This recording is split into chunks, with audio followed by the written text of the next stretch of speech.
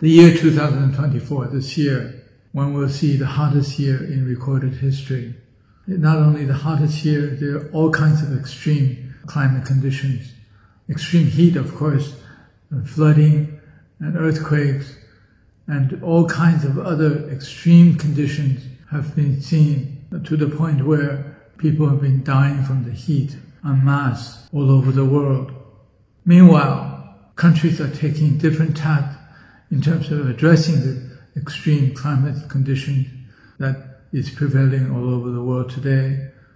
At least in China, the reduction of carbon emission, the application of new and renewable sources of energy in a grand scale, these plans have been not only formulated but have been implemented.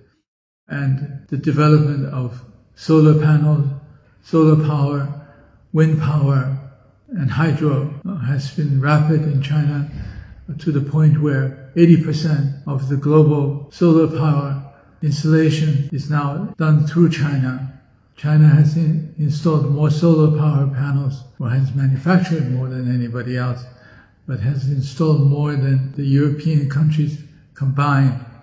Now, this is significant because China is sticking to its word, its commitment made in all the international fora on climate change, on reducing carbon emissions, on using new and renewable sources of energy. But what do we see happening in the West? It's really unfortunate because the West is actually imposing duties on Chinese-made solar panels and wind power equipment and renewable sources of energy vehicles, electric vehicles, even hybrid vehicles. Now, this will make it more difficult for consumers to convert to electric vehicles. This makes it more difficult for power companies to install solar and wind power generators.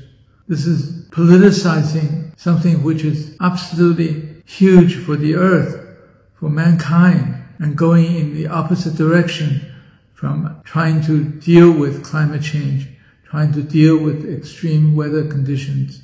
I don't know what these politicians in the West are thinking about when they make it more difficult for people to have access to cheaper electric vehicles, to have access to cheaper solar power, to have access to cheaper wind power. Why are they doing this? It's politicizing it to attack China. And this has become so important to them to attack China that could potentially drive humans to extinction. It's really sad how politicians in the West have gone that far to preserve their political status. I just hope the Global South, and I believe the Global South, see it for what it is and follow the Chinese way of actually doing something about climate change